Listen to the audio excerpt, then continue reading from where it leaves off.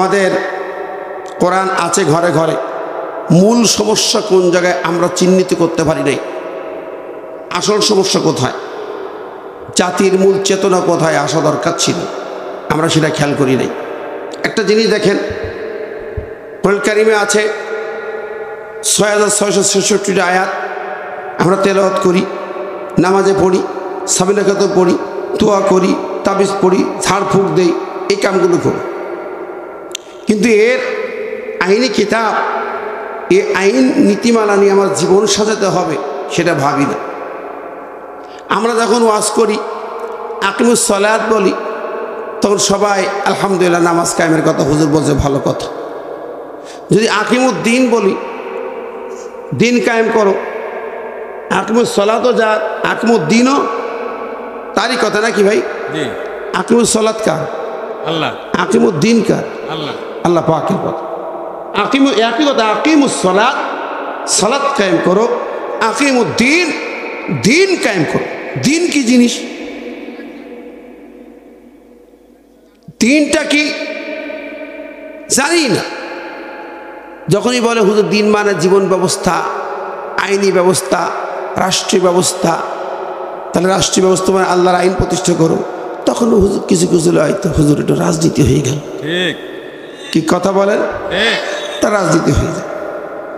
রমজান আসছে, কুতিবা আলাইকুমুস সিয়াম, রোজা ফরজ করা হয়েছে। সূরা বাকারার 183 নম্বরে, সূরা বাকারার 216 নম্বরে বলা হলো কুতিবা আলাইকুমুল কিতাল। একই কথা, কুতিবা আলাইকুমুস সিয়াম, সিয়াম ফরজ করা হলো, কুতিবা আলাইকুমুল কিতাল, যুদ্ধ ফরজ করা হলো। এখন কুতিবা আলাইকুমুস সিয়াম দিয়ে ইমাম সাহেব বয়ান করবে, মুসল্লি সব খুশি, ঠিক আছে, ফজিলাত ইত্যাদি।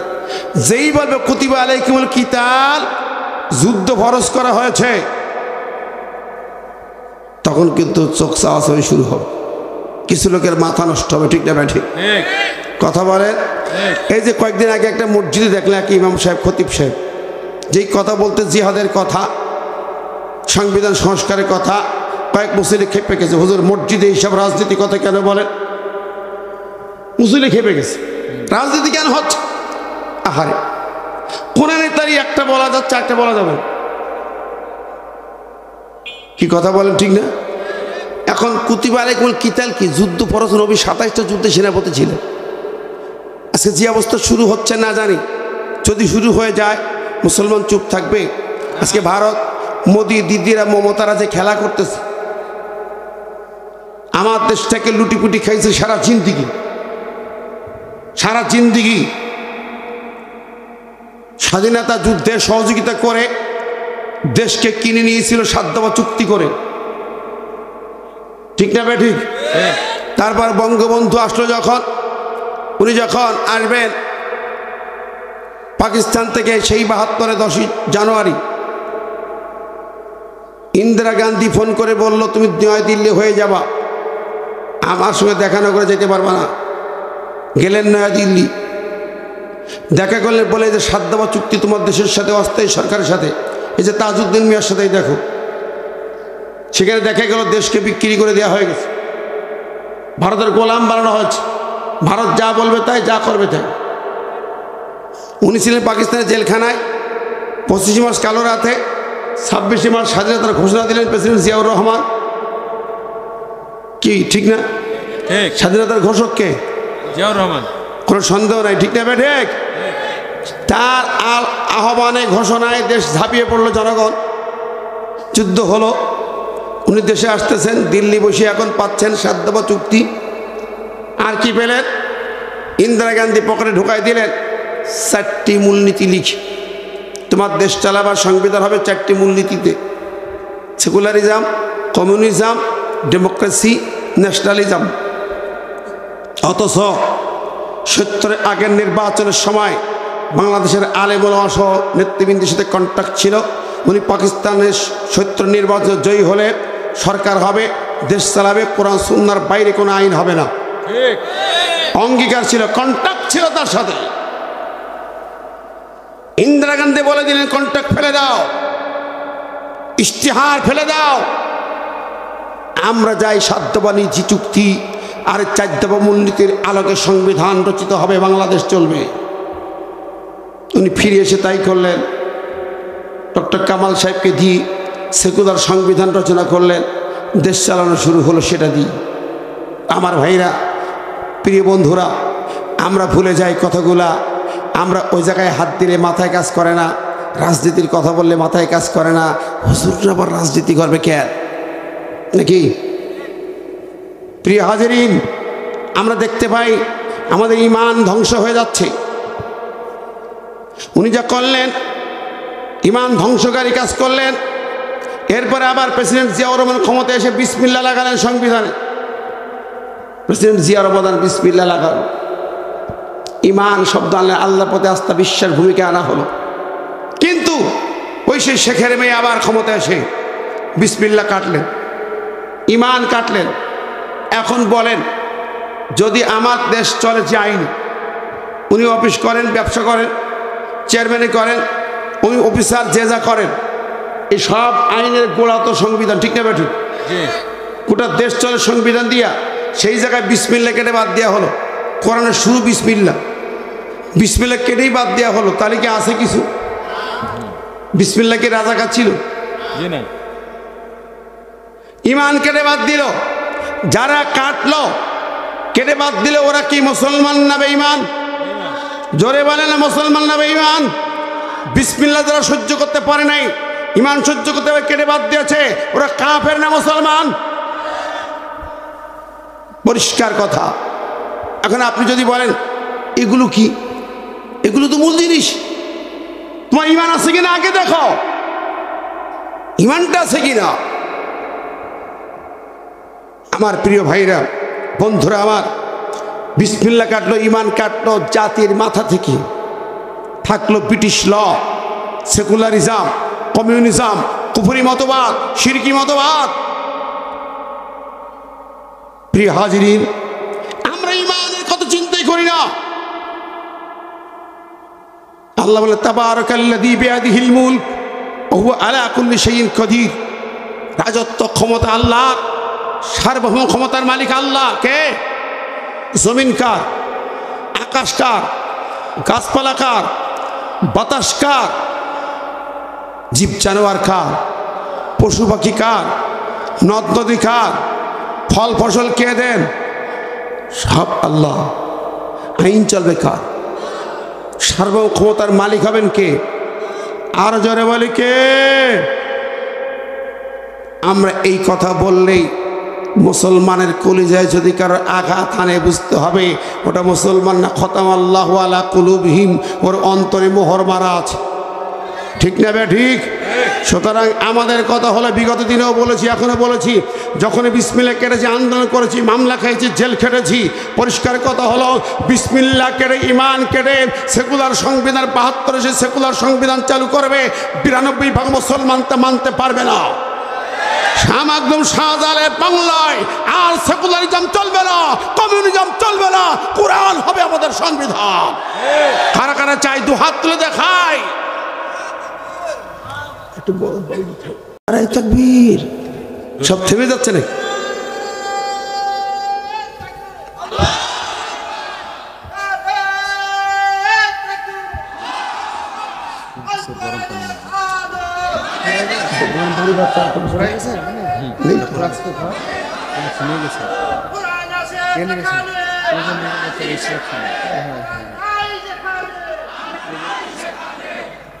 আমার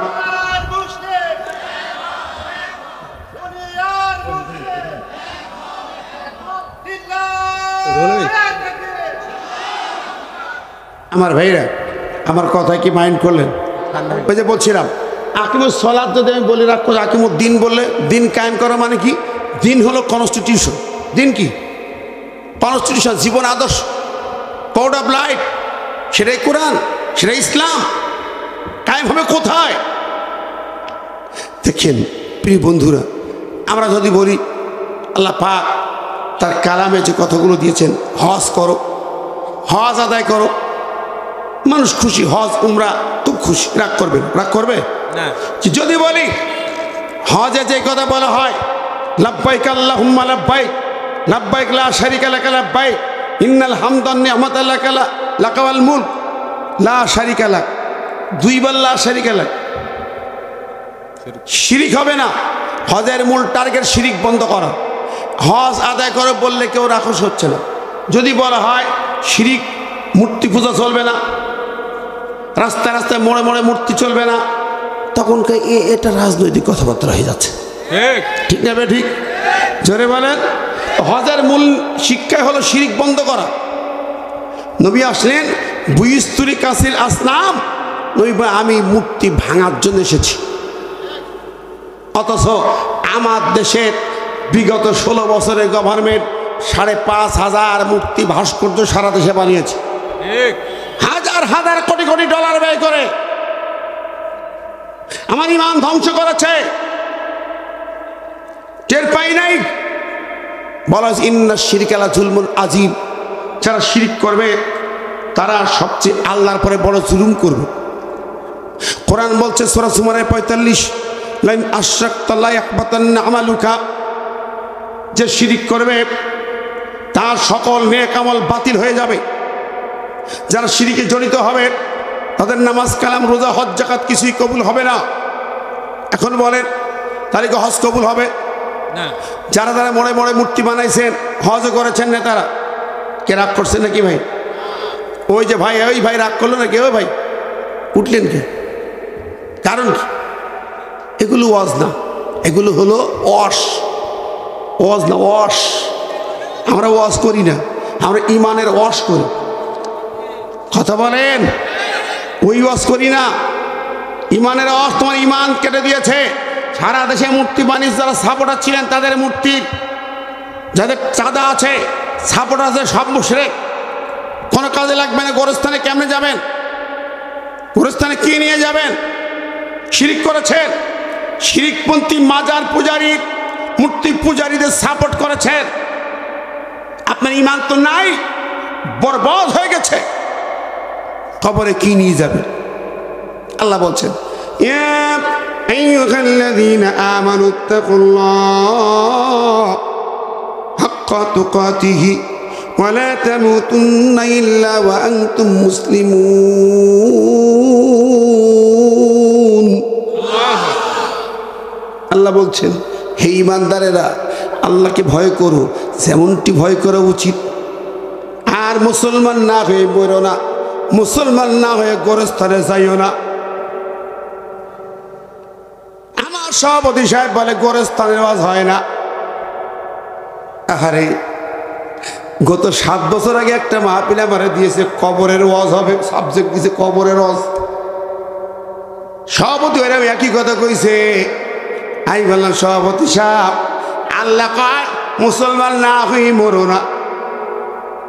এখন আপনি তো কবরে যাবেন, আগে মুসলমান হবে। মুসলমান কেমনে হয়? তারপরে কবরে যান। আর যদি ডাইরেক্ট কবরে যান, তাও কবরের বয়ান যদি করি, বললাম শোনো, কবরে যাওয়ার আগে তো মৌত হবে, ঠিক নেবে? ঠিক। আগে মারা যাবে সভাপতি, তারপর না কবরে যাবে। উনি মারা গেলেন। মারা যাবার পরে আমরা প্রথম কাজটা করি, তাকে গোসল দেই, ঠিক নেবে? ঠিক। গোসল দেবেন। গোসল দেওয়ার সময় দেখবেন যারা গোসল দেয়, প্রথমত তাকে নাপাকি পরিষ্কার করে, পিসাব পায়খানা পরিষ্কার করে, কুলুপ করায়, পিসাব পায়খানা পেটে চাপ দেয়, যা বের হয়ে যায় কুলুপ করায়, তারপরে পরিষ্কার করে ধুয়ে দেয়। এখন বলুন, যেই লোকটি জীবনে পিসাব ফিরি পানি নেয় নাই, রাস্তায় দাঁড়ায় দাঁড়ায় ছাড়ে, যেখানে খুশি ছাড়ে, যে লোকটি পিসাব পায়খানা টয়লেটের নিয়ম কানুন জানে না, মানে না, পবিত্র হয় নাই, আজকে মরার পরে তাকে কুলুপ করায় লাভ কি? সারা জীবন কুলুপ করিনি, সারা জীবন পানি ব্যবহার করিনি, ওর গায়ে পেশাবের দুর্গন্ধ থাকে, মরার পরে ওর পেশাব পরিষ্কার করে কুলুপ করায় কি লাভ আছে কোনো? আমার ভাইরা, মন খারাপ যেন করেন না, একটা একটা করে একটু কইয়া যায়। কুলুপ করালে, গোসল দেওয়ালে, সুন্দর করে গোসলের সময় তারে ওযু করায়, গোসল দেবার সময় থেকে ওযু করানো হয়। আপনি মুসলমানের সন্তান, সারা জিন্দগি নামাজে পড়েননি, ওযু জানেন না, ওযু জীবনে করিনি। 90 বছরের বুড়া মানুষ। আমাদের এক চাচাকে দেখতাম মসজিদে আজান হচ্ছে, তাও পাশে এক দোকানে বসি বসি বিড়ি টানছে। 90 বছর বয়স, নামাজের আজান হয় শুনতে পায় না, বিড়ি টানে। এই লোকটা মারা গেছে, এখন আপনি তাকে ওযু করাবেন, কোনো কাজে লাগবে না। আরে এই লোকটা মারা যাওয়ার সময় আবার হুজুরের ডেকে আনে, ও হুজুরের ডেকে আনে, আলিম সাহেব চলেন, আমার আব্বার অবস্থা খারাপ, একটু তওবা পড়াই দেন। হুজুর আসলো, দাঁত একটাও গালে নেই, বলছে চাচা পড়েন তওবা। দাঁত তো নেই, চাচা বাজা বৌমা। হুজুর কয় তওবা, চাচা কয় বৌমা। কাম শেষ, ঠিক না? আমার ভাইরা, এমন মানুষ যদি মারা যায়, পরে ওযু করায় কি কোনো লাভ আছে নাকি? আছে? নামাজ পড়ে নাই, মসজিদ বুক হয় নাই। এই লোকটাকে আপনি ওযু করাবেন কেন? আমরা করাই, মরার পরে যত খাম। এরপরে গোসল দিয়া তাকে সাদা কাপড়ের কাপড় পরাইলাম। সারা জিন্দিগি আলেমদের দেখলে কলিজা চুলকায়, আলেমদের দেখলে কলিজা জ্বলে যায়, আলেমদেরকে কষ্ট দেয়, আলেমদেরকে ধরে মারে, আলেমদের নামে মিথ্যা মামলা দেয়, আলেমদেরকে জেলখানায় ঢোকায়। কোরআনের পাখি আল্লামা সাঈদীকে মিথ্যা মামলা দিয়ে ফাঁসির রায় দেয়। দিছে না, দেয় নাই? জোরে বলেন। আল্লামা মামুনুল হককে মামলা দিয়া হাত পা ভেঙে দেয়, আমির হামজাকে মিথ্যা মামলা দিয়া জেল খাটায়। আমার কথা কইলাম না? ভাই, মামলা দিয়া হামলা দিয়া চাকরি বরখাস্ত করে, ইমামতি কেড়ে নিয়ে এলাকা ছাড়া করেছে। আমি সেই ব্যক্তি, আরো অনেক আছে। বন্ধুরা আমার, এই লোকটা যদি মারা গেল, সারা জিন্দিগি ওর কলিজায় চলতো মনে বড় জ্বালারে পাঞ্জাবিওয়ালা, মনে বড় জ্বালারে টুপি দাড়িওয়ালা। ওরা 3 জন হুজুর কাটাখালি এক জায়গা হয়েছে, গ্রেপ্তার হয়ে গেছে।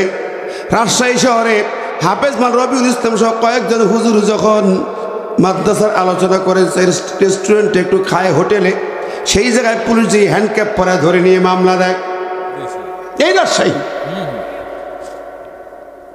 এই লোকগুলো মারা যাবার পরে আপনি কাপড়ে কাপড় পরাচ্ছেন। যে হুজুরের জুব্বত দেখলে কলিজা চলতো, মামলা দিয়ে জেল খাটাইতো, টুপিওয়ালা মানে ওর 70। আর এখন সেই হুজুরের পোশাক সাদা বড় জুব্বা পরাইয়া কবর দিচ্ছে। ওর জুব্বা পরায় লাভ আছে নাকি?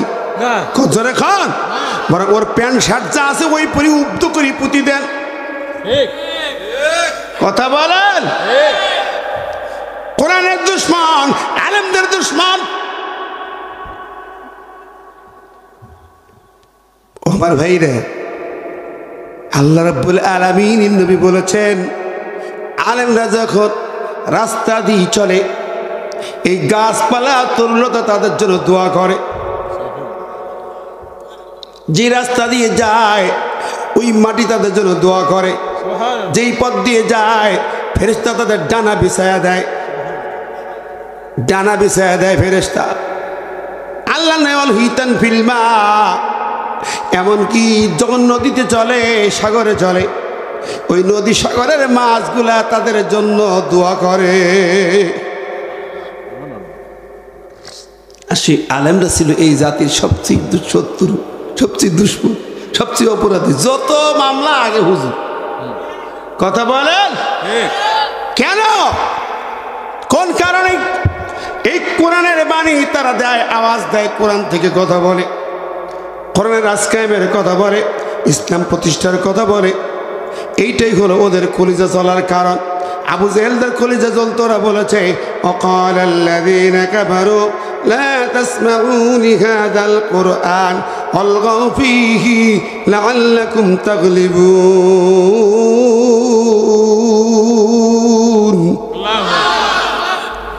আবু জেহেলরা সিদ্ধান্ত নিছিল কাবা শরীফের সামনে বসে মিটিং করে দুইটা সিদ্ধান্ত নিল, ও আরবের লোকেরা, লা তাসমাউ লিহাযাল কোরআন, তোমরা এই কোরআন শুনবে না।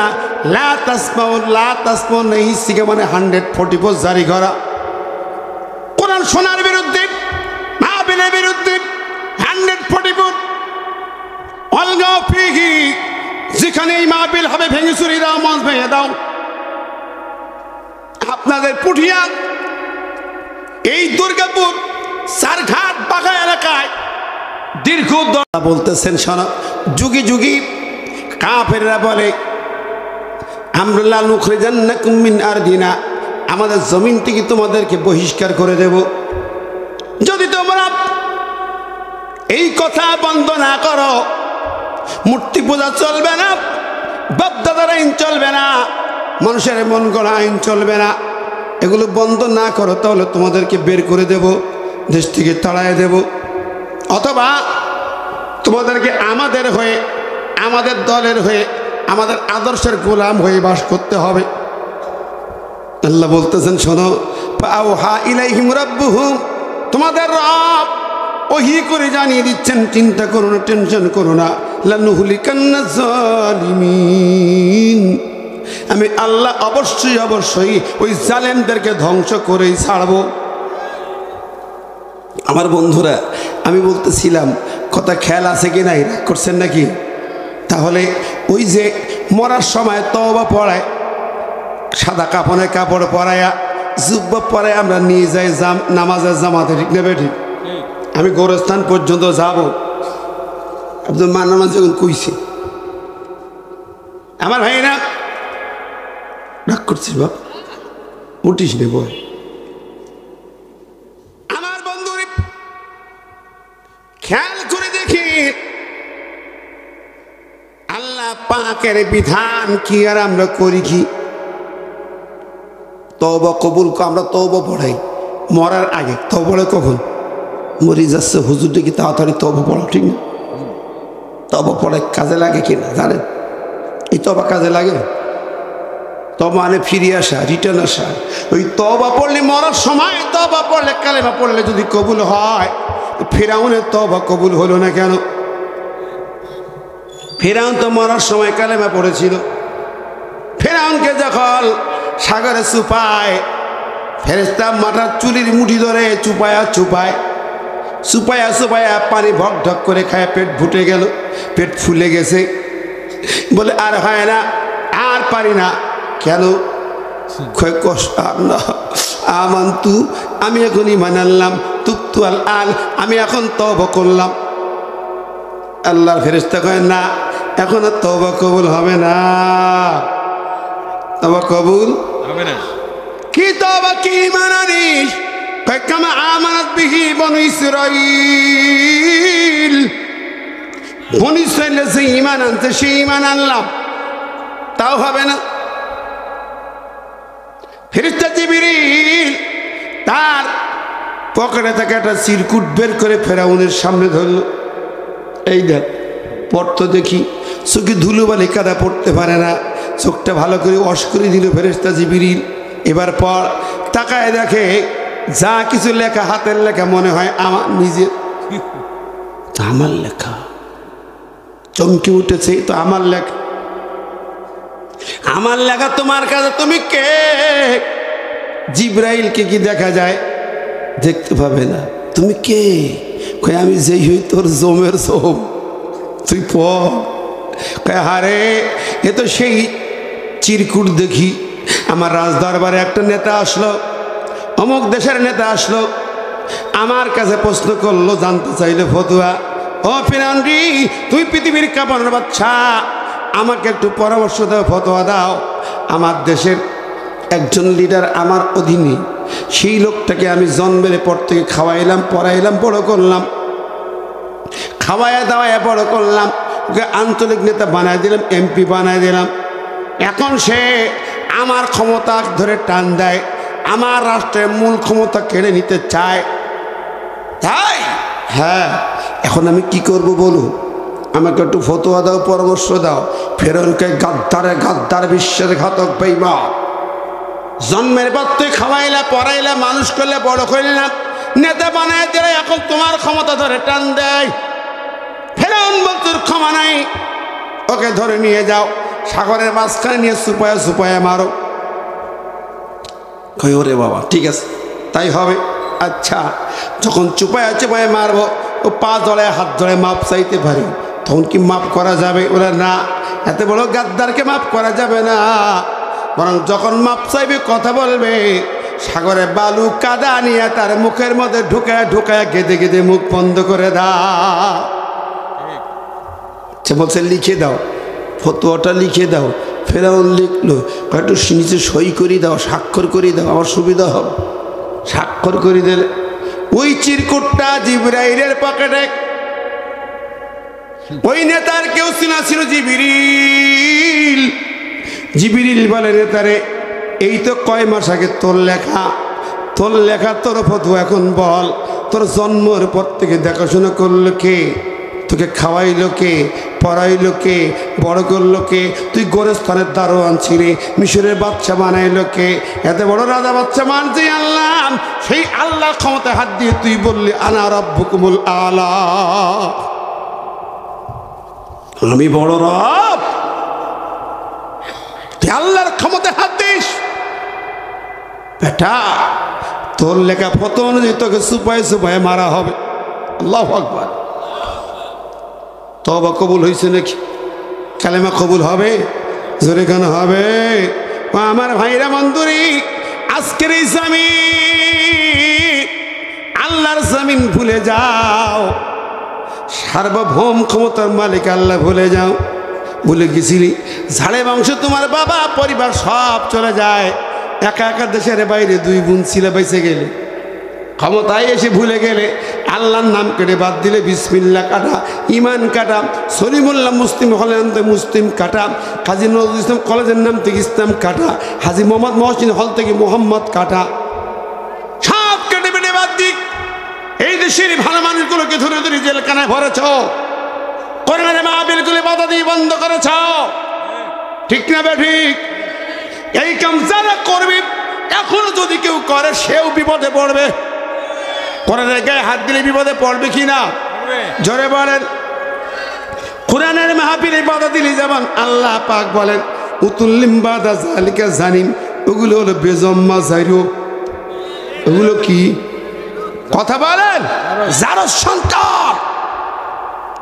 কোরআনের মাহফিলে বাধা দেয় বেজম্মা জারস, কোরআন আইন কেটে বাদ দেয় এগুলো বেজম্মা জারস।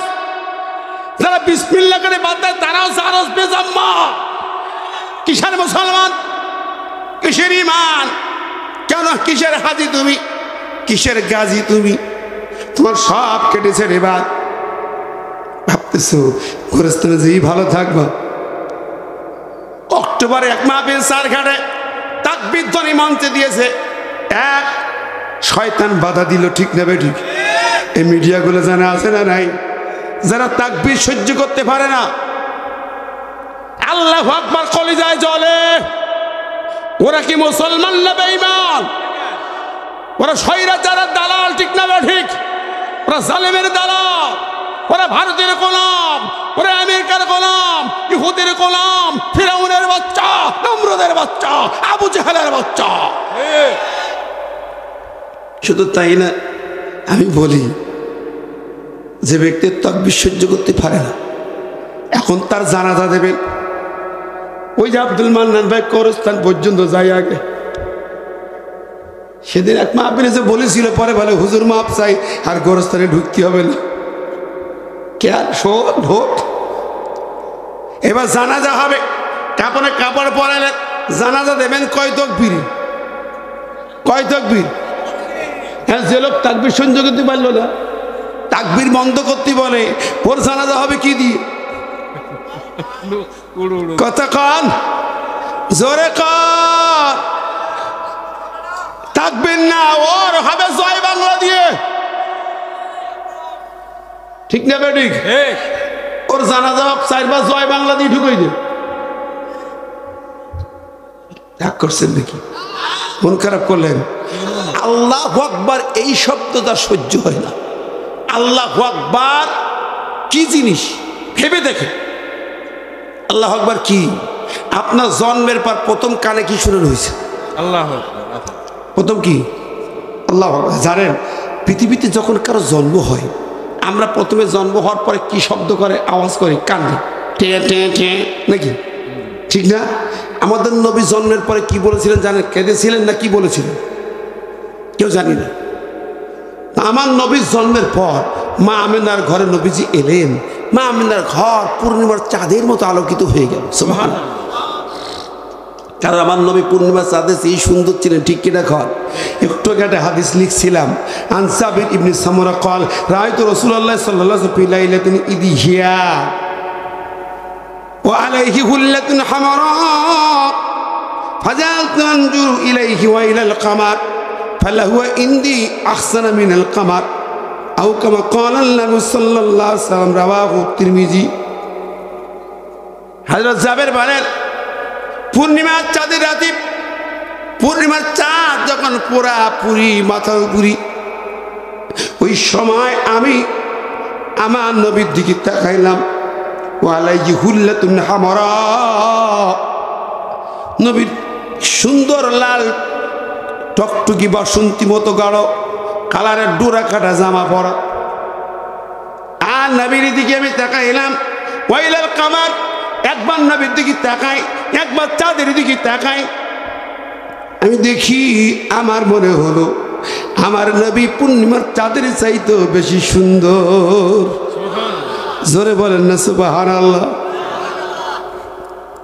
আমার ভাই বন্ধুরা বিশ্বনবী মুহাম্মদ রাসূলুল্লাহ সাল্লাল্লাহু আলাইহি সাল্লাম এত সুন্দর মানুষ ছিলেন ঠিক না বেঠিক তাকেও তোরা মারছে কষ্ট দিছে এটা আমার ভাইরা তো কি বলতেছিলাম যেন কথা মনে আছে কি হবে জানাজা হ্যাঁ কয় তাকবীর আরো জোরে নবীজি জন্মের সময় কি বলেছিলেন খেলা যেটা খেলেন মা আমিনার ঘরে পূর্ণিমার চাঁদের মধ্যে একটা চাঁদ নেমে এসেছে কে এলো রে মুরু আরবে আমিনা মায়ের কোলে চাঁদ দোলে রে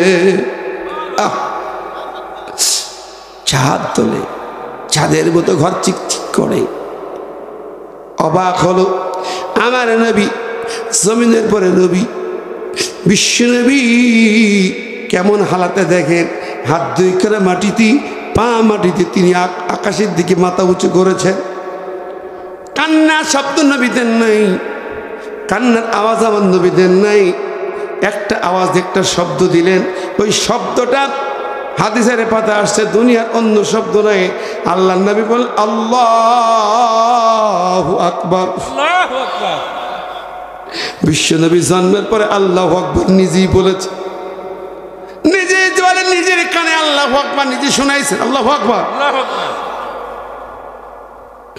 আল্লাহু আকবার মানে কি জানি না আল্লাহকে ওয়া রাব্বাকা ফাকাব্বির তোমার রবের তাকবীর বলো আমরা তাকবীর বলি লোকজন রাজনীতির গন্ধ শোকে গন্ধ লাগে রাজনীতি তাকবীর বললে ঠিক না ঠিক কলিজা সহ্য হয় না এই তাকবীর ভালো লাগে না আমার বন্ধু ভাইরা আমার আল্লাহু আকবার দিয়ে আজান শুরু তাও চারবার আল্লাহু আকবার দিয়ে নামাজ শুরু কতবার তাকবীর বলা লাগে আবার যখন আপনি কবরে যাবেন ওই তাকবীর দিয়েই জানাজা হবে এই তাকবীর হাকিকতটা বুঝি না এর মানে হলো তাকবীর মানে বড়ত্ব বড় সার্বভৌম আল্লাহু আকবার আল্লাহ মহান সার্বভৌম ক্ষমতার মালিক আমার আল্লাহ ঠিক না বে ঠিক এই ঘোষণা আজানে দিই নামাজে দিই কিন্তু রাষ্ট্রে আমরা দেই না রাষ্ট্রের বেলায় বলি এইটা রাজনীতির ব্যাপার আলাদা হ্যাঁ আরে আবু জাহেল বলে মুহাম্মদ রে তোমার সঙ্গে কোনো দ্বন্দ্ব নাই তুমি কাবা শরীফ চালাও আজান দাও নামাজ পড়ো কোরআন পড়ো তপ করো হজ করো রাজনীতিটা আমরা করি ঝামেলা করো না আল্লাহ নবী মানছিলেন নাকি আমরা হুজুররা মেরে যা খাই আমরা সব দলের লোক মোট দিয়ে আছি হুজুর রাজনীতিটা করেন না সব দলের লোক তাফসীর শুনতে আসি। ও হুজুর তুমি কেন রাজনীতি করবা? কয় না তোমারে আনছি তুমি ওয়াজ করো, তুমি রাজনীতি করবা কে? কে হুজুর কি গজ জামাই? হুজুর কি গজ জামাই? কথা কয় না কে? কোরআন হলো রাজনীতির দর্শন, আল্লাহ হলো আমার আল্লাহু আকবার। আল্লাহ হলো সব রাজার রাজা, রাজা ধীরাজ, রাজ্য তার, রাজত্ব তার, ক্ষমতা তার, পাওয়ার তার, তার রাজনীতি হবে। কলিজা চলে কেন? আরে বাবা কয় আজান নাম আজার রাজনীতি করতে হয়েছে। আরে বাবা নাম ভাঙছে এখন মিয়া। পিছন ফিরে তাকাও, আল্লাহর জমিনে আল্লাহর রাজত্বের কথা হবে, ঠিক না বে ঠিক? রাজনীতি হবে। তুমি রাজনীতি করো, দুনিয়ার মানুষের পিছনে রাজনীতি করো, আমি রাজনীতি করি, আমার নবীর রাজনীতি করি, ঠিক না বে ঠিক? তুমি মানুষের গোলামি প্রতিষ্ঠার জন্য সার্বভৌম ক্ষমতা মালিক আল্লাহকে মানো না, ক্ষমতা মালিক জনগণকে মানো, শিরকি কাজ করো। আর আমি সার্বভৌম ক্ষমতা মালিক আল্লাহর রাজত্বে আল্লাহর সার্বভৌম ক্ষমতার কথা বলি।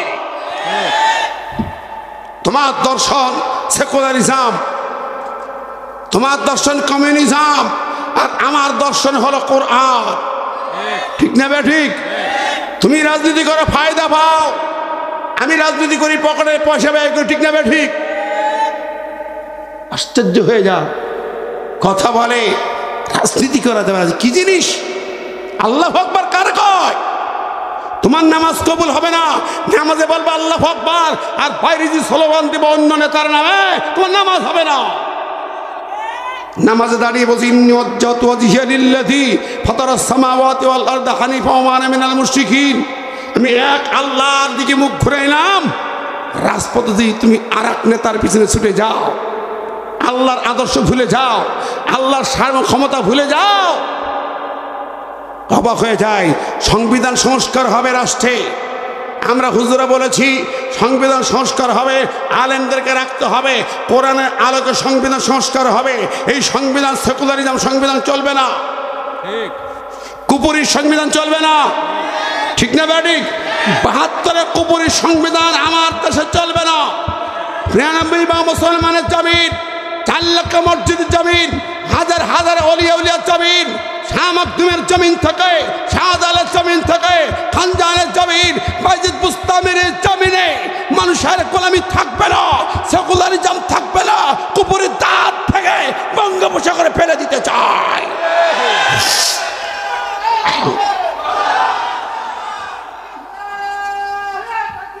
আল্লাহ হুঁশিয়ার,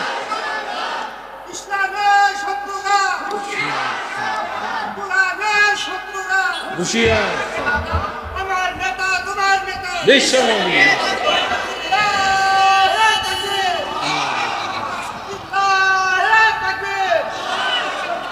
আমার বন্ধুরা মনে রাখবেন, যদি রাজশক্তিতে সেকুলারিজম থাকে, কমিউনিজম থাকে, আর আপনি তাকে সাপোর্ট করেন, আপনার আজান, আপনার নামাজ, আপনার তাকবীর, আপনার দোয়া, আপনার ইফতার, আপনার দান, আপনার সাদাকা, আপনার মসজিদ, আপনার জিমখানা, আপনার হজ, আপনার উমরা একটাও কবুল হবে না।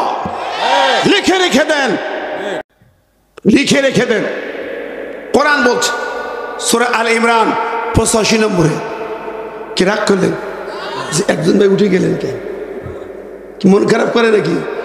ও ভাই, ওই জায়গার থেকে এই পর্যন্ত সব একটা সুতোয় কথা, ঠিক না ঠিক? আবার মাথা এত সুন্দর দেহটা, যদি মাথার একটা তার ছিঁড়ে যায়, এ দেহের কোনো দাম আছে? হেড নাট যদি নড়িয়ে যায় পাগল, দেহের দাম নাই। সংবিধান যদি সেকুলারিজম হয়, তোমার এখানে ইসলাম ইসলামের কোনো মূল্য নাই, মসজিদ ইসলামের মূল্য নাই। আল্লাহ নবী যতদিন পর্যন্ত মানুষের তৈরি আইন মক্কা ছেড়ে দিয়েছেন, দেশ ছেড়ে চলে গেছেন মদিনায়, জি ইসলামিক স্টেট তৈরি না করা পর্যন্ত নামাজের জামাত হয় নাই, জুমার নামাজ হয় নাই। প্রথম জুমা মদিনায়, মক্কায় হয় নাই। কেন হয় নাই? আল্লাহর সার্বভৌমত্ব কায়েম হয় নাই। ঠিক না ঠিক? আল্লাহর সার্বভৌমত্ব নাই 92 মুসলমানের দেশ, আর আমরা হুজুরা যারা এই কথাগুলো বলি মুসলমানদের মাথায় ঢোকেই না করে বলে এইসব রাজনীতি। হ্যাঁ বেটা, রাজনীতি কি জিনিস? রাজনীতি আর কোরআন কি আলাদা? কোরআন কার? আল্লাহ। রাজত্ব কার? তোমার নবী রাষ্ট্রনায়ক ছিল, এটা সুন্নত না? মিসাক করা সুন্নত বোঝো, খাওয়ার পরে মিষ্টি খাওয়া সুন্নত বোঝো, রাজনীতি করা সুন্নতটা বোঝে না? নবীর 27টা যুদ্ধের সেনাপতি, ওটা সুন্নত না? এ বললি তো এইসব রাজনীতি। নবীর বিরুদ্ধে কথা বলে এরা। নবী রাষ্ট্রনায়ক, নবীকে রাষ্ট্রনায়ক না মানলে আল্লাহ কয় তার ঈমান নাই।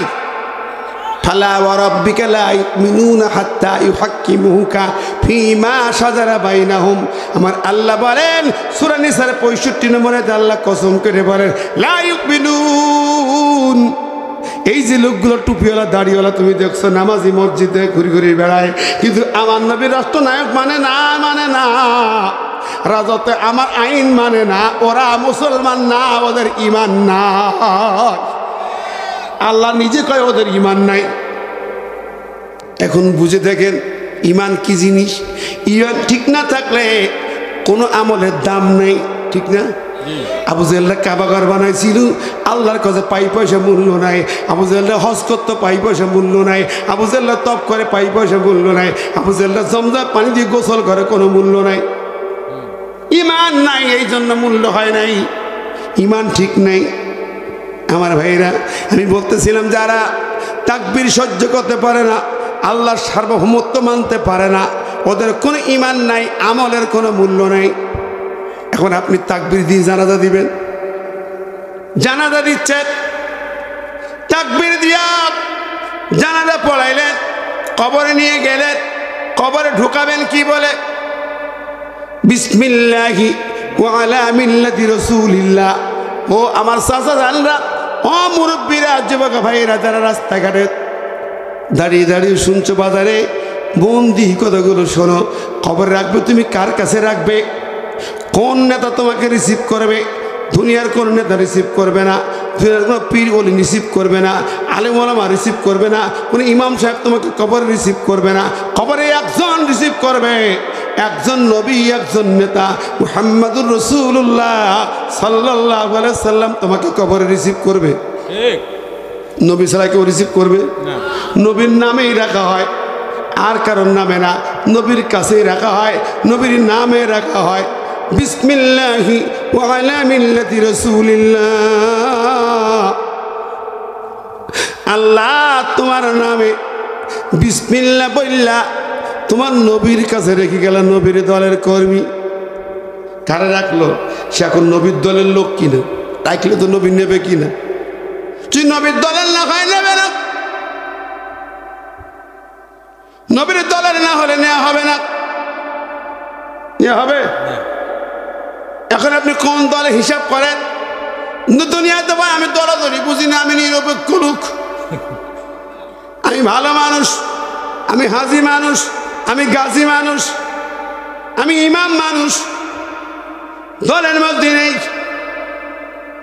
ও ভাইরে, বন্ধুরে, এখন বলেন খবর রাখার সময় তোমাকে নবীর দলের কর্মী হিসেবে বলে রাখা হয়, ওই লোকটা যদি নবীর দলের না হয়, সারা জীবন নবীর দলের, আল্লাহর দলের লোকজনকে মেরেছে, কেটেছে, রক্তাক্ত করেছে, হয়রানি করেছে, ফাঁসির মঞ্চে ঝুলিয়েছে, ক্রস ফায়ার দিয়েছে, আয়না ঘরে ঢুকাইছে, ঠিক নেবে ঠিক?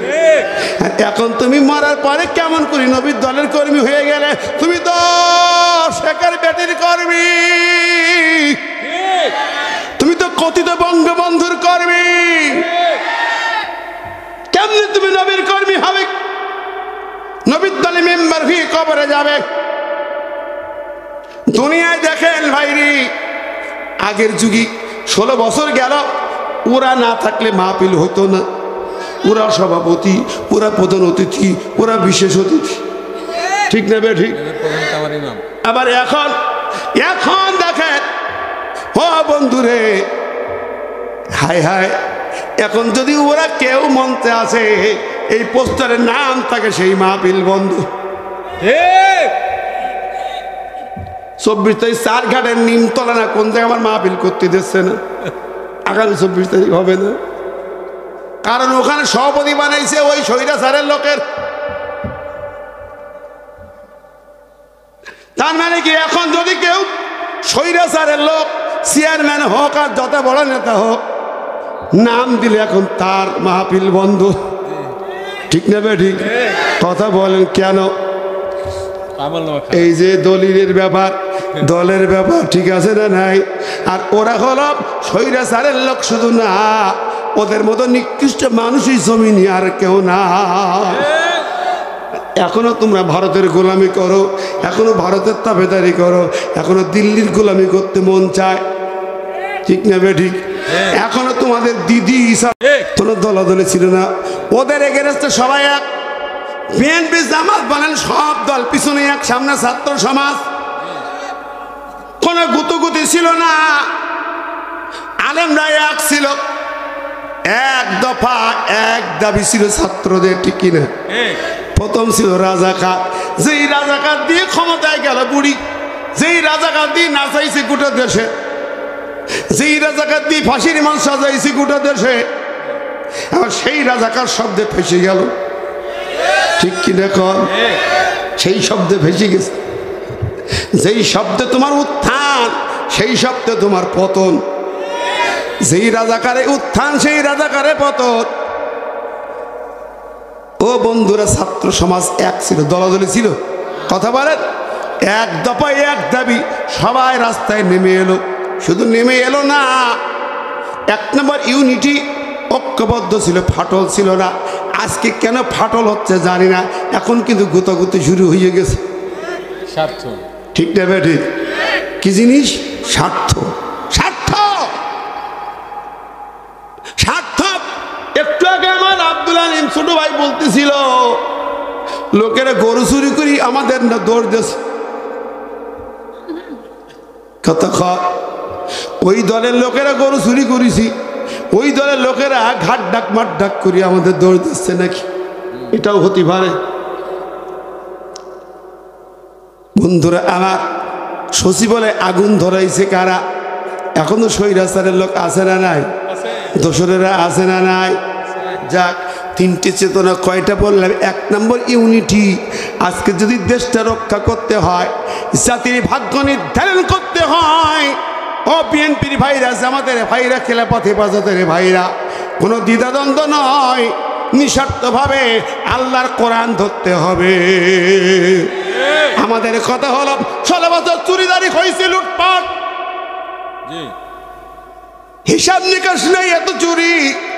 আর এই দেশে চুরি হতে আমরা দেব না, দেব না, ঠিক না বে ঠিক? রাজি আসি না নাই?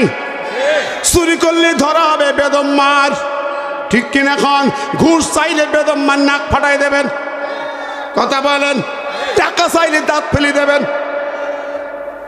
এই ছাত্ররা, যুবকরা, যেই বাচ্চা দাঁড়ায় আছে, এদের রক্তের বিনিময়ে বাংলাদেশের এই সুন্দর পরিবেশ, ঠিক না বে ঠিক? আবু সাইদ বুকের তাজা রক্ত দিয়েছে।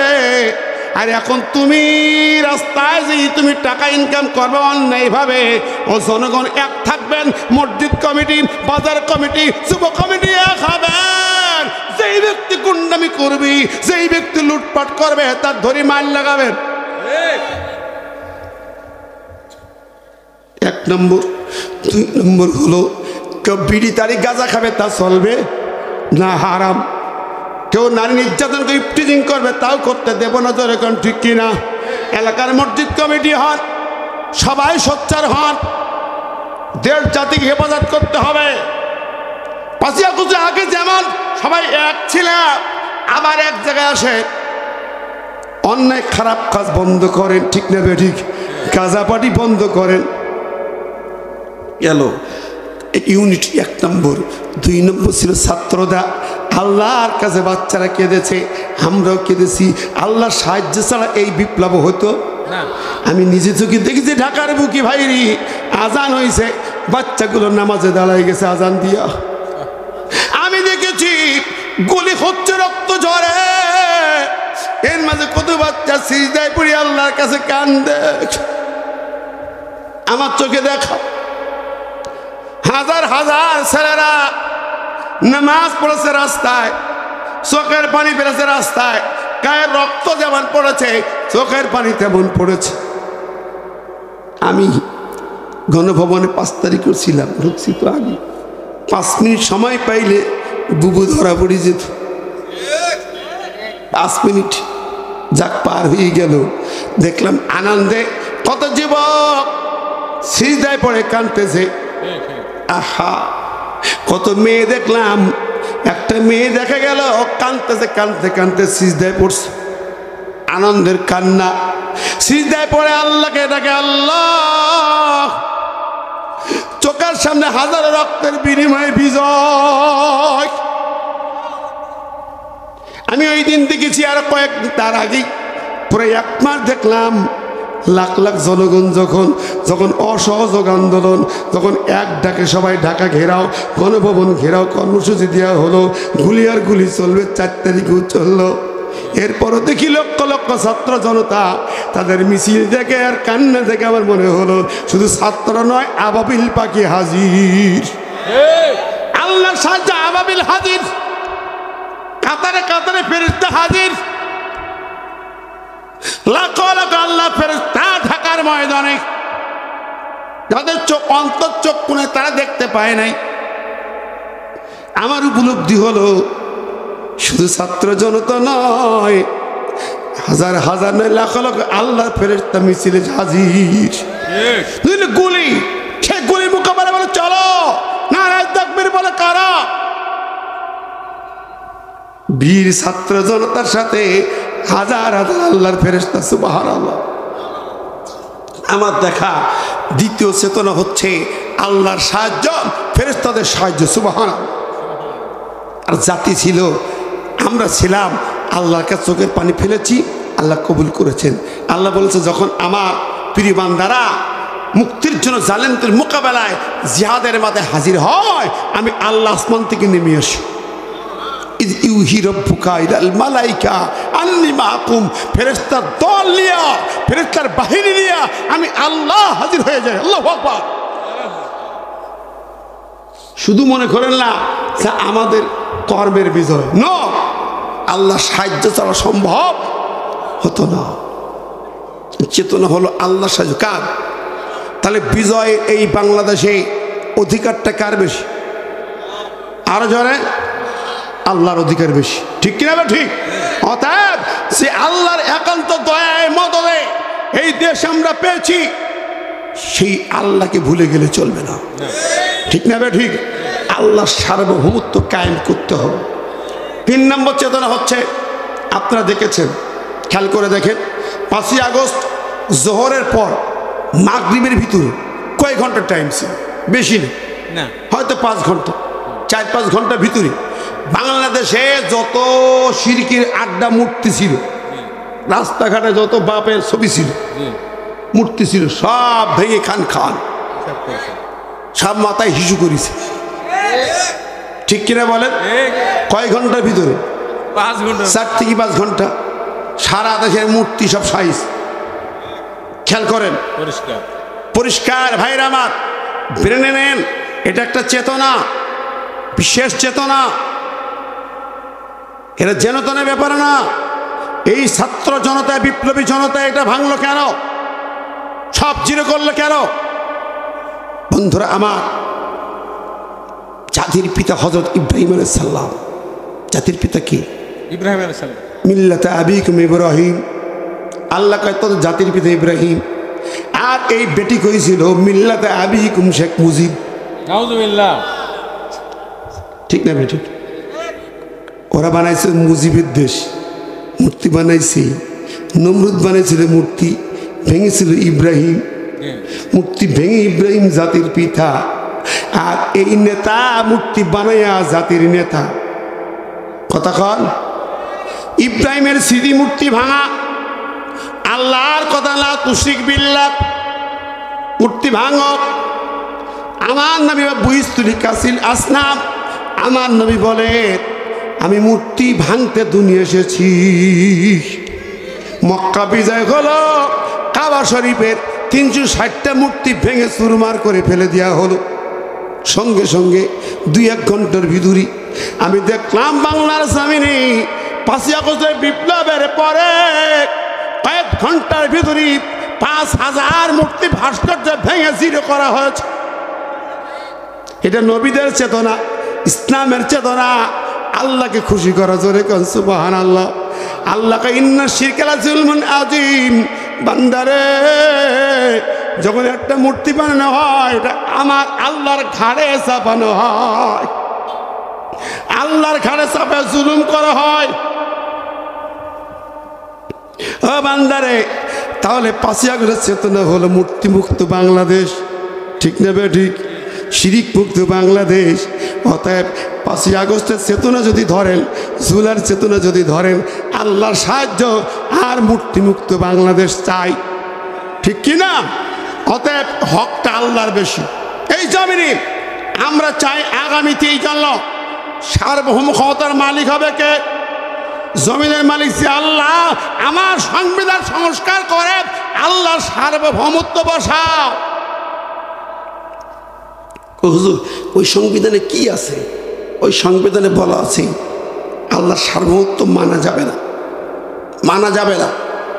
দেখেন, আপনারা জানেন বাংলাদেশ জামাত ইসলামীর হাইকোর্টে নিবন্ধন বাতিল করেছিল।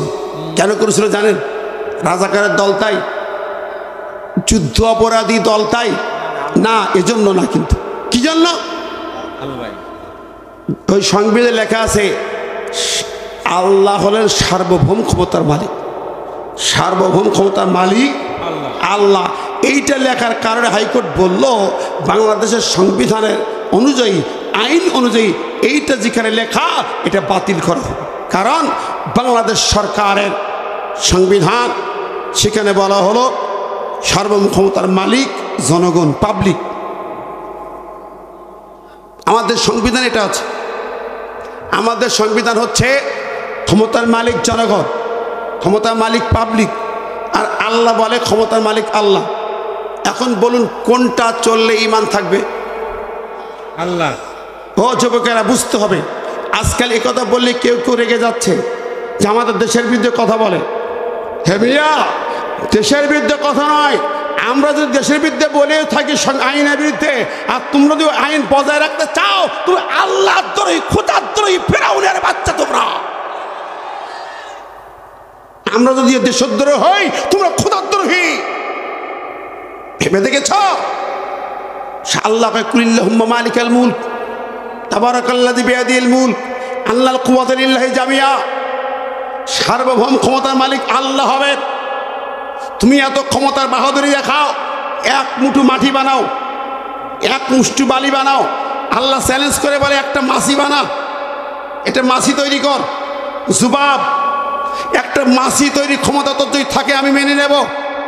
আল্লাহ আর কয় একটা মাছি যদি তোর নাকফুলটা নিয়ে যায়, ফেলানো নাকফুলটা নিয়ে যায়, তোর কেড়ে নেবার ক্ষমতা নাই? কিসের পাওয়ার, কিসের ক্ষমতা তোমার? তাহলে ও মুসলমান, এই একটা জায়গায় যদি ঈমান সংশোধন না হয়, আমাদের ঈমানকে জবাই দেওয়া হচ্ছে। 92 মুসলমানের দেশের জমিন, আমাদের ঈমান জবাই দেওয়া হচ্ছে। এই জন্য আমরা ওইটা আর মানতে রাজি, ঠিক নেবে ঠিক? প্রত্যেকটি মসজিদের জুমার খুতবায় বক্তব্য আসতে হবে, সকল ইমামকে জোরালো কণ্ঠে কথা বলতে হবে।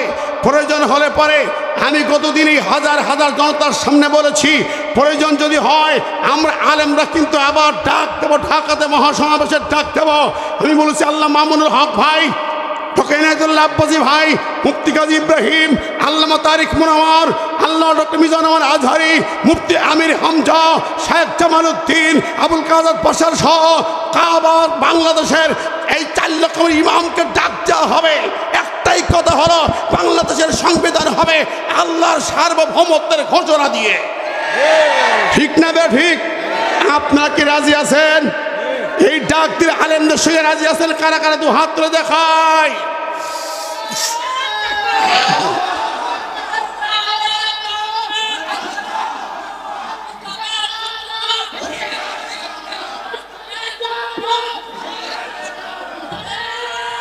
ঠিক কিনা কর? যারা জালেম তারা এই আইন সহ্য করতে পারবে না, যারা আল্লাহর কোরআন আইন সহ্য করতে পারবে না, এই আইন সহন করতে পারবে না। যারা চুরি করবে, ডাকাতি করবে, ছিনতাই করবে, লুটিপুটি খাবে, ক্ষমতার অপব্যবহার করবে, মানুষকে হয়রানি করবে, মানুষের উপর জুলুম করবে, তারাই কেবল আল্লাহর সামনে ক্ষমতা মানে না। ওর নামে মুসলমান, চামড়া কাটা মুসলমান, ওর ইমান নাই। আমার ভাই বন্ধুরা এক করছেন, এখন কবরে ঢুকাই দিলেন কি বলে মনে আছে তো? বিসমিল্লাহ ওয়ালা মিল্লাতি কার দলে? রসুলের দলে। রসুল দয়ার নবী। আহারে, তা তো তুলনা নাই, ঠিক না বেঠিক? তিনি সবাইকে রিসিভ করবে, বেনামাজি হোক নামাজি হোক সবাই নেবে, কথা কয় না, সবাই নেবে। যেরকম নামাজ পড়ে না তাকে রসুল নেবে নাকি? মানতারাকা সলাতান মুতাআম্মিদান ফাকাত কাফারা, যে ব্যক্তি ইচ্ছা করে নামাজ পড়ে না সে কাফের হয়ে যায়। অতএব যে নামাজ পড়ে সে কাফের। কবরে যতই তুমি কাফনের কাপড় পরায় রাখো হবে না। আল্লাহ বলেন ওমান লাম ইয়াহকুম বিমা আনজালাল্লাহু ফাউলাইকা হুমুল কাফিরুন। যারা আল্লাহর আইন দিয়ে বিচার করে না, সমাজ চালায়, রাষ্ট্র চালায়, তারা কাফের। এখন যারা আল্লাহর আইনের বিরুদ্ধে, ওরা তো কাফের, ওদেরকে কি নবী রিসিভ করবে না? বন্ধুরি, এরপরে কবরে রাখে আসা হবে। রাখার পরে তিনটি প্রশ্ন, ওপেন প্রশ্ন, প্রশ্ন ফাঁস, কিন্তু এমন কঠিন প্রশ্ন যেই তিনটি প্রশ্নের জবাব, ওই যে সিন আনসিন প্রশ্ন দেখতেন না, আনসিন, ওটা আনসিন করছেন। ওর জবাব হচ্ছে এই করে 6666টা আয়াতের মধ্যে জবাব। ওর জবাব আমার নবীর গোটা জীবন সুন্নতের মধ্যে ওর জবাব। প্রশ্ন সহজ, মাদ্রাব্বুকা মান্নাবিউকা মা দীনুকা। কয় হুজুর, ও তো মুখস্থ করি, প্রতিদিন মসজিদে বসে বসে পড়ি। মুখস্থ করার ব্যাপার না, নকল করার ব্যাপার না, এটা আনসিন প্রশ্ন, নকল করে পাশ করা যাবে না। মাররব্বুকে মানে কি জানো কি? তোমার আইনদাতাকে, তোমার হুকুমদাতাকে, তোমার বিধানদাতাকে। তুমি জমিনে কার আইন মেনেছ? 72 ডক্টর কামালের সংবিধান, নাকি বুবু হাসিনার সংবিধান, নাকি খালেদা জিয়ার সংবিধান, নাকি নিজামীর সংবিধান? কার সংবিধান, কার আইন মানছ? কার গোলামি করছ? কার আইনের শাসন মেনেছ? রব মানে আইনদাতা, বিধানদাতা, হুকুমদাতা। এই জমিনে আল্লাহ ছাড়া আইনদাতা কেউ নাই। আছে নাকি? আছে বন্ধুরা। শুধু না, আপনি কি জানেন আমার নবীকেও আল্লাহ ওই অধিকারে দেয় না? কোরআন বলছে নবীরি লাইসা লাকা মিনাল আমরি শাইউন। নবীরি একটা আইন রচনা করার অধিকার তোমাকেও দেওয়া হয় নাই, নবীকেও দেওয়া হয় নাই।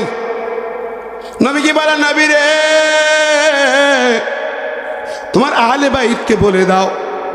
সূরা আকাবের 9 নম্বর আয়াত নাজিল হলো। ফাতিমা, হাসান, হুসাইন, আয়েশা সব বিবিদেরকে ঘরে এক জায়গায় বসাইয়া আমার নবী বলে, শোনো, তোমাদের জন্য আল্লাহ একটা আয়াত নাজিল করছেন। কই ও বাবা, আমাদের জন্য কি? নবী বলে, ফাতিমা রে, তুই মনে করতে পারো আমার বাবা নবী রহমাতুল লিল আলামিন, আমাদের বাবারও ছিলে জান্নাতে ঢুকে বসে থাকবো। হাসান হুসেন বলে, নাতি রে, ও আদরের নাতি রে, তুমি চিন্তা করতে পারো না? না, আমার নানি জান্নাতে যাবে না, হবে না। আয়েশা, আমি কিছুই করতে পারবো না। আল্লাহ কি বলে শোনো, কুল মা কুনতু বিদআম মিনার রাসূল ওয়া মা আদরি মা ইফআলু বি ওয়ালা বিকুম ইন আত্তাবিউ ইল্লা মা ইউহা ইলাইয়া। আল্লাহ বলে দাও, তোমার আহলে বাইতকে বলে দাও, কাল হাসরের ময়দানে, মা আদরি, আমি জানি না তোমাদের সঙ্গে কি ব্যবহার করা হবে। আল্লাহু আকবার। আমি জানি না। আমাকে বলা হলো ওই আয়াতের পরের অংশ তুমি বলে দাও, ইন আত্তাবিউ ইল্লা মা ইউহা ইলাইয়া।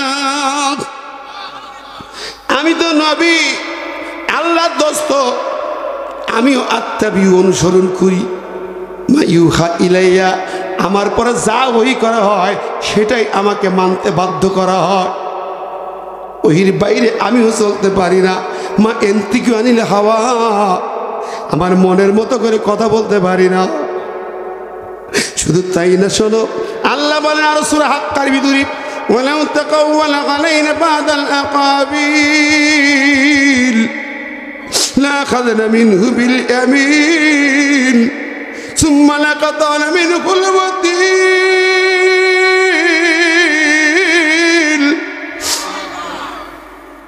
আমি আয়াতটা পড়লে আমার কলিজা কাঁপে। আল্লাহ তার হাবিব দোস্তকে বলে, দোস্তরে যদি তুমি ওয়ালাউ তাকাওয়ালা আলাইনা বাদাল আকাবিল, আমার আইন আমার কথার ভিতরে যদি একটি কথা তুমি ঢুকায়া দাও, নিজের একটি কথা ঢুকায়া দাও, লাখাযনা মিনহু বিল ইয়ামিন, আমি ডান হাত দিয়ে তোমাকে গ্রেফতার করব, পাকড়াও করব। সুম্মা লাকাতানা মিনহুল ওয়াতিল, এরপরে আমি তোমার কথা না মানে ছিঁড়ে নেব, তোমার কণ্ঠনালী হুলকুমটা টেনে ছিঁড়ে নেব। আল্লাহু আকবার। তাকে বলা হচ্ছে নবীকে রসুল কি? আমি বলছিলাম গত বছরে আমি একটা শহরে, বিভাগীয় শহর আমার খুলনা, বিশাল মাহফিল বলছিলাম, এমপি ছিল, মন্ত্রী ছিল, কত লোকজন ছিল। বললাম আমার নবীর একটা আইন নিজে বানানোর অধিকার নাই। তুমি এমপি, তুমি মন্ত্রী, সংসদে বসে ইচ্ছা মতো আইন কেমনে বানাবে? সেই নবীর উম্মত তুমি, তোমার নিজের আইন বানিয়ে কোথায় অধিকার? কোনো অধিকার তোমার নাই। কোন এমপি মন্ত্রী যত বড় লিডার হও, তোমার নিজের মতো করে আইন বানাইতে পারার অধিকার নাই। আল্লাহ পাক বলেন, ওমা কানা লিল মুমিনিন ওয়ালা মুমিনাতিন ইযা কাযাল্লাহু ওয়া রাসূলুহু আমরান আইয়াকুনা লাহুমুল খিয়ারাতু মিন আমরিহিম। সূরা আহজাবের 36 নম্বর আয়াত।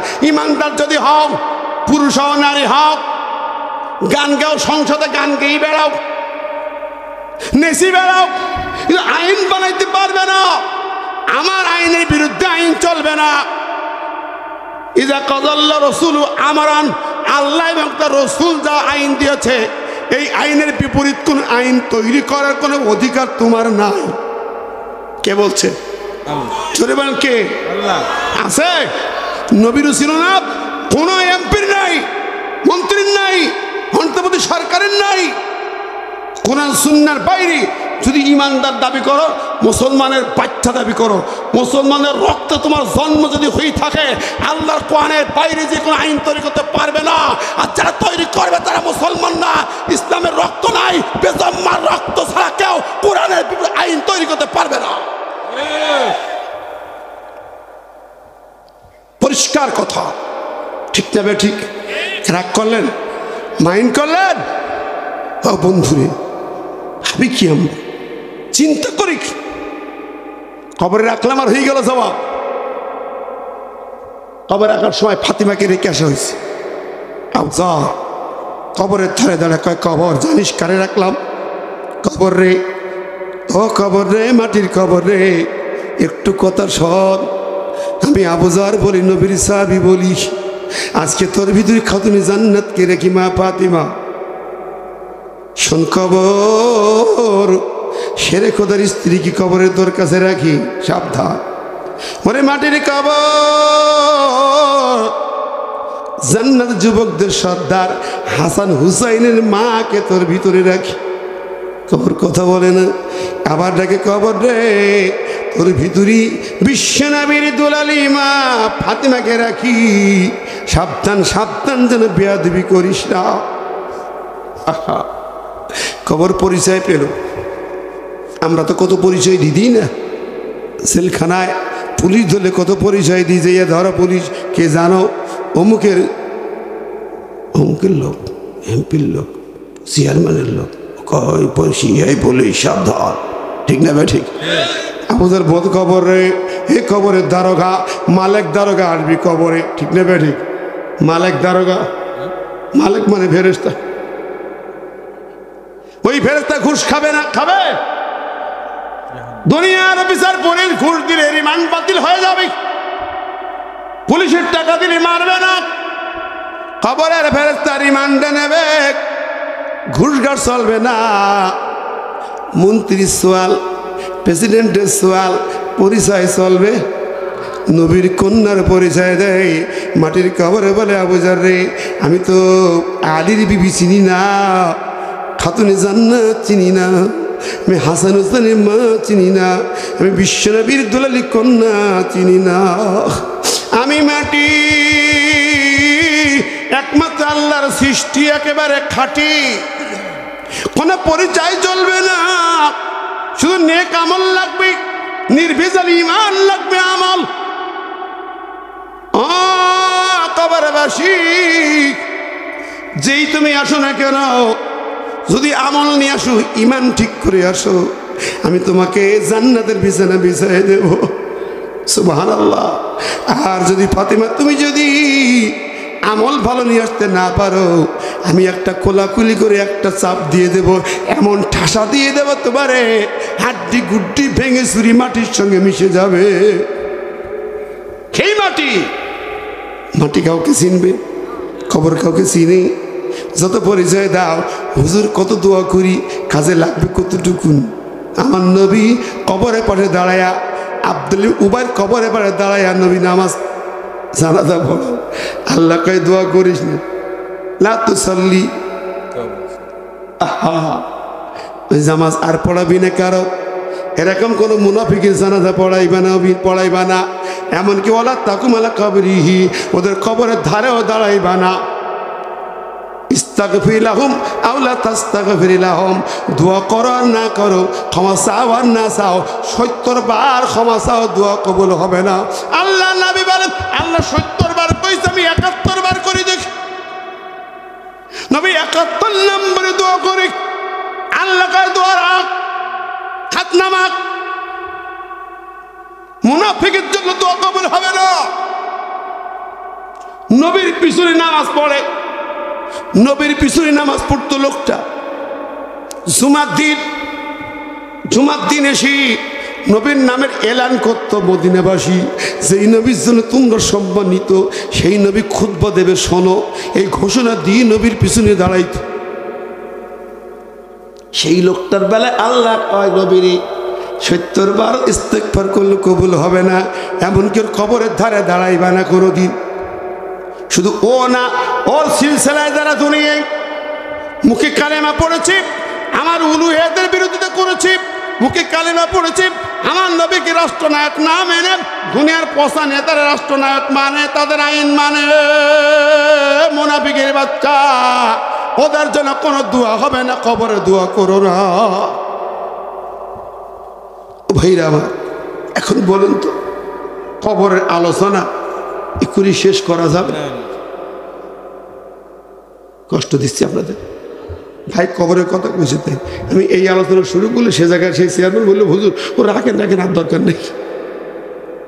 ওরে বাবা, কয় কি বন্ধুরে, প্রশ্নের জবাব কি দেবেন? মার রব্বুকা। এই দেশের আইন চললো সারা জীবন, বঙ্গবন্ধুর আইন, জিয়াউর রহমানের আইন, এরশাদের আইন, খালেদার আইন, হাসিনার আইন, 54 বছর এদের আইন চলেছে। আপনি কবরে কি করে বলবেন যে আল্লাহর আইন মানছি আমি? রব্বুকে মানে কার আইন মানছি? আল্লাহকে রব আপনার মুখ দিয়ে বের হবে না, হবে না, হবে না বলে লাদ, আপনি যতই মুখস্থ করেন লাদ না, লিখে রেখে দেন, লাভ হবে না। তোমার নেতাকে, নবীকে, আপনি নবীকে মানেন নাই, স্লোগান যে অমুক ভাই যেখানে আমরা আছি সেখানে, সে ভাই যখন কবরে তোমরা কেন উপরে যাও না কেন সেখানে। সারা জীবন নেতা স্লোগান দিছে, অমুক ভাইয়ের চরিত্র ফুলের মতন পবিত্র। কি ফুলের পবিত্র? ওর মুখে গাজার গন্ধ। লুটপাটকারী স্লোগান ফুলের মতো পবিত্র। ওরে দুনিয়া একটা লোক ফুলের মতো পবিত্র মুহাম্মদ রাসূলুল্লাহ। সেই নেতার নামে স্লোগান হয় না, নবীর নামে স্লোগান নেই। আরে পোষা পোষা নেতার জন্য স্লোগান কি? তুই যে কবরে যে আমার নবী নেতা, এত সস্তা?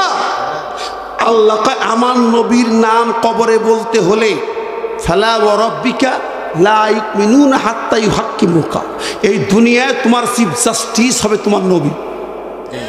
তোমার জীবনের জাস্টিস, তোমার লাইফের জাস্টিস, পরিবারের আইন, সমাজের আইন, রাষ্ট্রের আইন, দলীয় নেতা, সব জায়গায় তোমার নবী হতে হবে।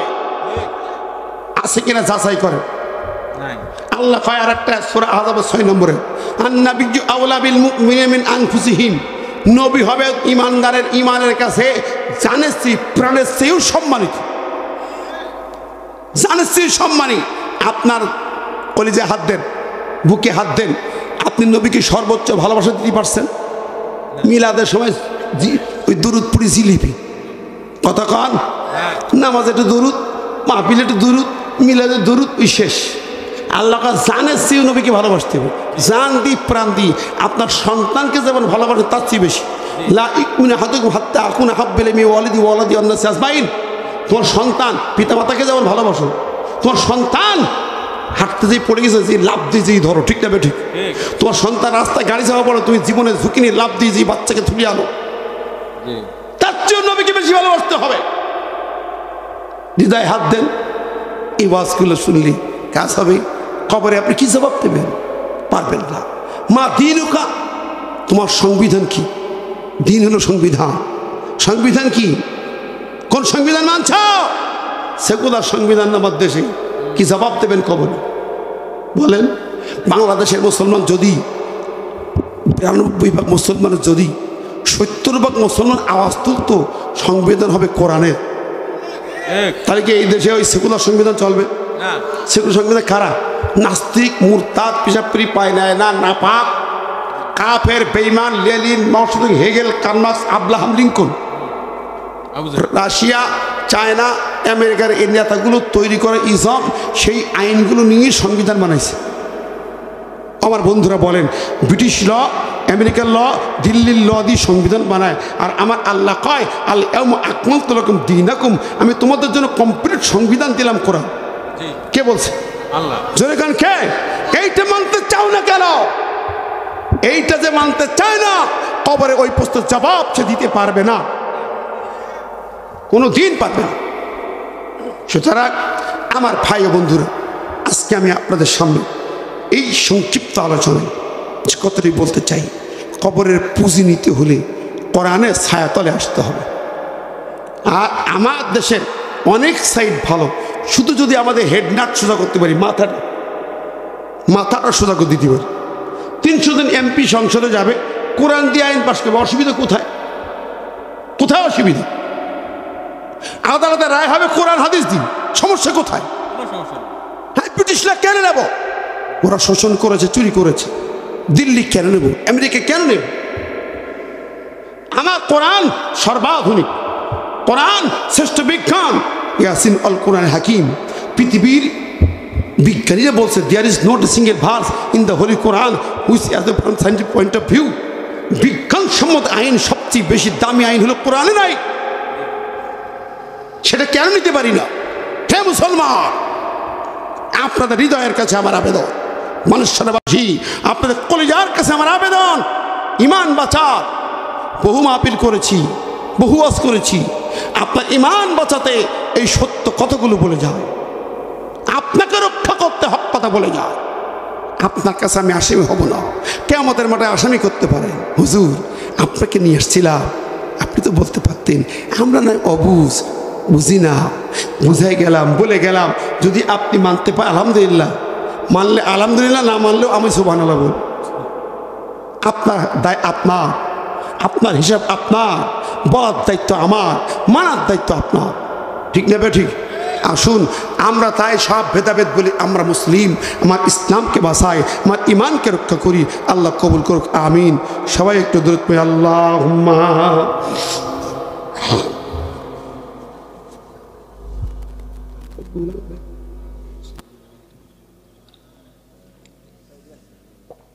শেষ করে দিলাম, মাশাআল্লাহ। আমরা সবাই প্যারে হাজিরিন, আমরা যেহেতু এখানে দেখেন আমাদের রুহু চলে যাবে, যে সময় রুহু টান দেবে আল্লাহ, আপনি থাকতে পারবেন না। 1 সেকেন্ডের নেই ভরসা, সাঙ্গ হবে রং তামাশা, দুনিয়ার রং তামাশা সাঙ্গ হবে 1 মিনিট 1 সেকেন্ডে। কাজেই আমরা যেন 5 ওয়াক্ত নামাজ আদায় করি, কোরআন পড়ি প্রতিদিন, আল্লাহর বিধান প্রতিষ্ঠার জন্য সংগ্রামী কাফেলায় যুক্ত হয়ে যাও, ঠিক না? ঠিক। আল্লাহ আমাদের সেই তৌফিক দান করুন। রুহুল আমিন ভাই সহ যারা এই মাহফিলকে সুন্দর করে সাজিয়েছেন। তবে একটি কথা আগে বলেছি, পরামর্শ দিয়ে গেছি আমাদের মাননীয় ভাই, এই ভুলটা আর করবেন না। তাফসীর মাহফিলের প্রচার দেবেন, জনগণ যদি আসে এমনি আপনার টাকা উঠে যাবে, ঠিক না ঠিক? আল্লাহ পাকের খুশির জন্য সব কাজ করবো, আল্লাহ আমাদের সেই তৌফিক দান করুন। এখন আমরা দোয়া করে দিই নাকি? আল্লাহুম্মা আমিন। রব্বানা যালামনা আনফুসানা ওয়া ইন লাম তাগফির লানা ওয়া তারহামনা লানাকুনান্না মিনাল খাসিরিন। রব্বানা আতিনা ফিদ দুনিয়া হাসানাতাও ওয়া ফিল আখিরাতি হাসানাতাও ওয়া কিনা আযাবান নার। আয় আল্লাহ মালিক মালিক মেহেরবান, আমরা তোমার কিছু গোলাম এই গভীর রাতে বানেশ্বরের এই আমবাগানে তোমার দপ্তর দোকানে হাত পেতেছি, খুঁটি ভাড়া গোরস্থানের পাশে তোমার প্রিয় গোলামদের সাথে নিয়ে হাত তুলেছে। আল্লাহ দয়া করে মায়া করে কবুল করে নাও, আমাদের জীবনের সমস্ত গুনাহ কাদাগুলো মাফ করে দাও। এই মাহফিলটাকে তোমার দপ্তরে মঞ্জুর করে নাও। সন্ধ্যা থেকে পর্যন্ত যে আলোচনা হয়েছে আল্লাহ কবুল করে নাও। আর আমাদের কলিজার সালামটুকু সোনার মদিনায় পৌঁছে দাও। জানি না এই গোরস্থানে আমাদের আপনজন যারা ঘুমিয়েছে কেমন আছে। আল্লাহ রুহুল আমিন ভাইয়ের বড় ভাই একটা অ্যাক্সিডেন্টে দুনিয়া থেকে চলে গেছে। আল্লাহ তিনি সহ যতজন অন্ধকার কবরে তাদেরকে মাফ করে দাও। এই খুঁটিপাড়া গোরস্থানবাসীকে মাফ করে দাও। তোমার কোরআনের মাহফিল ওসিলায় তুমি তাদের কবরকে জান্নাতের টুকরা বানিয়ে দাও। তাহলে আমাদের পিতা মাতা অনেকের নাই, কেমন আছে জানি না। মায়ের দিন কখনো সুযোগ হয় না। মা জননী বুকের তাজা রক্ত পানি করে গর্ভে ধারণ করেছে, কত বেলা খেতে পারে নাই, খাবার নিয়ে মা বসেছে, পেটে সন্তান লাথি মেরেছে, যন্ত্রণায় মা কাতর হয়ে খেতে পারে নাই। মা রাতের বেলা বালিশে মাথা দিয়ে ঘুমাইতে যায়, পেটের ভিতরে সন্তান নড়াচড়া লাথি মেরেছে, মা আর শুইতে পারে নাই। যন্ত্রণায় ছটফট করে মা দাঁড়িয়ে যায়, দেয়ালে হেলান দিয়া সারা রাত কেঁদে কেঁদে বুক ভাসায়। বালি সেই মা রক্ত দিয়ে লালন পালন করেছে, 2 বছর দুগ্ধ পান করিয়েছে। যদি বুকের চামড়া কেটে মা জননীর জন্য একজোড়া স্যান্ডেল বানিয়ে দেওয়া হয়, তবু 1 ফুটা দুধের ঋণ শোধ হবে না। মাহবুব ওই আম্মা জানকে মাফ করে দাও, আব্বা জানকে মাফ করে দাও, আব্বা আম্মার কবরকে জান্নাতের টুকরা বানিয়ে দাও। রব্বির হামহুমা কামা রব্বায়ানি সগীরা, রব্বির হামহুমা কামা রব্বায়ানি সগীরা। আয় আল্লাহ, খাস করে যারা হাত তুলেছি আমাদের আপনজন আত্মীয় স্বজন সবাইকে মাফ করে দাও। এই গ্রামবাসীকে মাফ করে দাও, বানেশ্বরবাসী সুমান চেয়ারম্যান সহ যারা দুনিয়ার বুক থেকে চলে গেল, আল্লাহ তারা কোরআনের মাহফিলে সহযোগিতা করতেন, আল্লাহ সবাইকে মাফ করে দাও। ওগো মালিক ইসলামিনী, স্বৈরাচারের কবল থেকে বাঁচানোর জন্য আবু সাইদ চক কলিজার টুকরো ছেলেগুলা যারা রক্ত দিয়েছে, জীবন দিয়েছে, ওগো মালিক তুমি তাদের মাফ করে দাও, তুমি তাদেরকে জান্নাতের মেহমান বানিয়ে নাও। যারা আহত হয়ে হাসপাতালে কাতরায় তাদের সুস্থ করে দাও। রব্বুল আলামিন, অসংখ্য আলেম রক্ত দিয়েছে এই জমিনের জন্য, কোরআনের বাকি আল্লামা সাঈদী চলে গেছে। আল্লাহ ওগো মাবুদ, তুমি তাকে জান্নাতের সর্বোচ্চ মাকাম দান করে দাও। আল্লাহ মাবুদ রে, তুমি এই দেশের জাতিকে হেফাজত করো, সব আলেমদেরকে ঐক্যবদ্ধ করে দাও, ডানপতি সকল দলকে এক করে দাও। বিএনপি জামাত হিফাজত খিলাফত চরমনাই সব দলগুলো কি কোরআনের জন্য কবুল করো। আগামীর বাংলাদেশ আমি কোরআনের বাংলাদেশ, আগামীর পার্লামেন্ট যেন হয় আল্লাহর সার্বভৌমত্বের পার্লামেন্ট।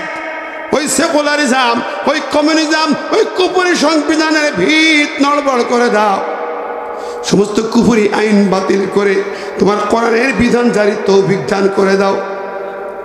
রব্বুল আলামিন, সারা বিশ্বের মুসলমানদের হেফাজত করো। ফিলিস্তিন লেবাননকে আল্লাহ হেফাজত করো। ওই ফিলিস্তিন লেবাননের মোকাবেলায় ইসরায়েলকে নিশ্চিহ্ন করে দাও। আল্লাহ কাশ্মীরকে মুক্ত করে দাও। ওই মোদি স্বৈরাচার আমার ভাইদের জবাই করে করে মারে। বাবরি মসজিদ ভেঙেছে, শাম্বাল মসজিদ ভাঙতে চায়, আজমির শরীফও ভাঙতে চায়। আল্লাহ ওদের হাত থেকে মুসলমানদের হেফাজত করো, তোমার ঘরগুলোকে রক্ষা করো। সোমালিয়া বসনে চেচনিয়াকে হেফাজত করো, উইগুর আরাকানকে রক্ষা করো। ও মালিক, 180 কোটি মুসলমানদের এক করে দাও। এক কালেমার পতাকা দলে সামিল করে দাও।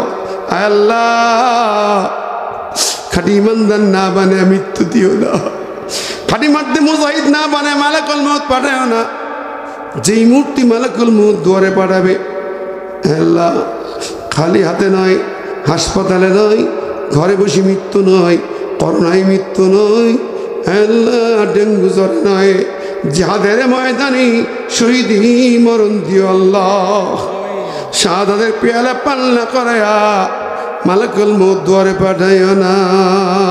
যেই মূর্তি মালাকুল মউত দুয়ারে খানা দেবে, জবানে তারিখ মানে কালেমা লা ইলাহা ইল্লাল্লাহু মুহাম্মাদুর রাসূলুল্লাহ।